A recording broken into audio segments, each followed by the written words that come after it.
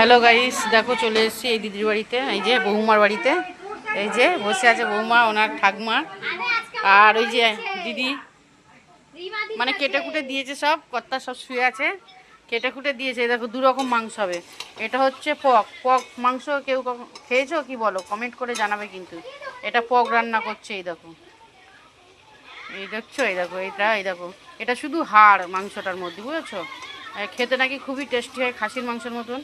কষিয়ে নিয়ে এটা নাকি প্রেশার কুকারে দিতে হবে এই মাংসটা।